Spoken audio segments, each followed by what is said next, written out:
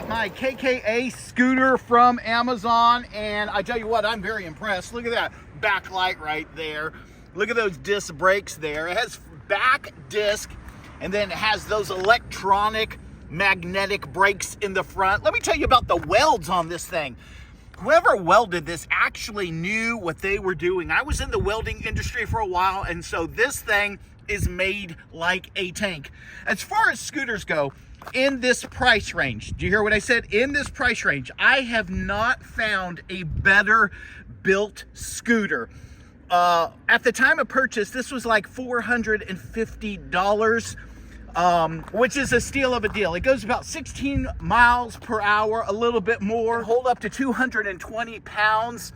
I'm 250 and shouldn't be on it, but I am on it. But here's the thing, it holds my weight, but they recommend 220 pounds. The deck, if you can see, is rounded, and I actually like that. That is an awesome feature. It has a non-slip deck. As far as grades going up hills, it could do about a 15% incline. Depending on how much you weigh is how fast it will go up that incline. It has a nice LED light. I actually wear a headlamp on my head. I feel it's not adequate if it's really, really dark. This is a great light, but it's not bright enough to be riding at night all the time without a vest and an additional light. You have some reflectors here in the front. Again, the tubing is very thick. A lot of times when you're looking at pictures, you can't tell how thick the tubing is. I was very impressed with this. There's no wiggle here. There's no wiggle here, which is a huge thing. It is front wheel drive. I am used to, honestly, scooters with rear wheel drive, but this is a front wheel drive, and I've noticed no problems whatsoever. As far as takeoff, it gets up to 16 miles an hour very, very quickly, which I'm very happy with. And again, I'm on the heavier side. As far as the controls, they're very straightforward. It's going to give you 3 different modes, and it tells you battery life. The grips on this are fantastic, okay? You have your bell here, you have your rear disc brake, which is going to affect your front brake. Comes with an app that will allow you to play with some of this. Through the app, it's going to allow you to adjust some of these things. I could not, through the app, get to the P settings, which was a little upsetting, but I know there's a way to do it, and there's someone that's going to list that.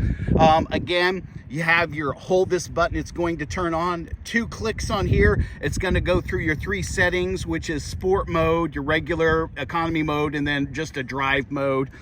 Your gas is right here. Now the scooter is set up where I have to push it once with my foot in order to engage the engine. So you have to be going about 2 miles an hour, and then it's going to go ahead and start up. So you might be like, well, how does it ride? It actually rides very decent. The wheels are 8.5 inches. I would have rather had 10-inch wheels on this, but that is not a make or break situation. There's no shocks on the front or the back, but for some reason, I am not feeling a lot of the road underneath me. Normally, I have another scooter, and it has shocks in the front and the back, and this rides very, very similar to that scooter without having any shocks, and I don't know what to say. I mean, I really can't. So they must have some really great pneumatic tires on there, or they've done something that I'm not seeing, but it really does handle bumps, roads, okay? It's not real good in the grass. It's not great in gravel, okay? 350 watt motor is more than enough, again, to pull me, and I'm over 250 pounds, and I don't suggest doing it, but I'm just telling you, this rig, the way it's set up right now, can handle it. They don't suggest it. I've been riding it for a couple hours now. I absolutely love it. I wish it went a little bit faster. I mean, I really, really do. But I'm having a lot of fun at it. 16 miles an hour is a decent clip, especially if you're on sidewalks, especially if you're going through like parking lots like where I'm at right now. I'm at my local county market in the middle of the night. And so, yeah, this is totally awesome. The only thing that you may need to do if you're riding it at night is get an additional attachment here, like a bike light, or put one on your forehead, and that will give you more than enough light. That shows you how much light it puts out. It's like a blue light. It's enough in an emergency, but if you know you're going out bring an additional light. The more light that you can shine in the darkness, the better off you're going to be, because you're going to be seen on this thing. Fit and finish is perfect. Quality control, they did a really, really good job. What can I say negative about it? Some people love the negatives. Okay, let me say something negative about it. Let me give you a couple negatives, okay? They give you an attachment to fill up the tire, okay? It is a pain because you screw it on here and then the attachments goes to your pump.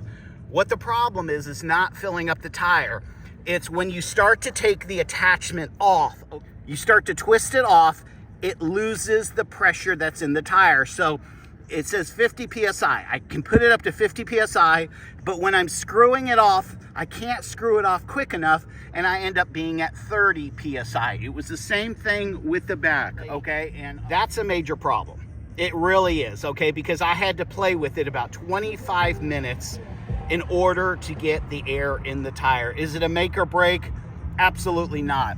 You have your breakaway mount here, so if you're putting this in your car, that's the only lever you need to put down, and this whole mechanism right here, your steering column, is going to lay flat. It's going to hook into that. It takes about 4.5 hours if it's fully drained to top it off, but that's with all scooters. And so I tell you what, I truly give this 5 stars, and it earns it.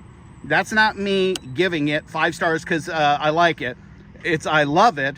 And it deserves 5 stars because it is that good and the build is that strong. I hope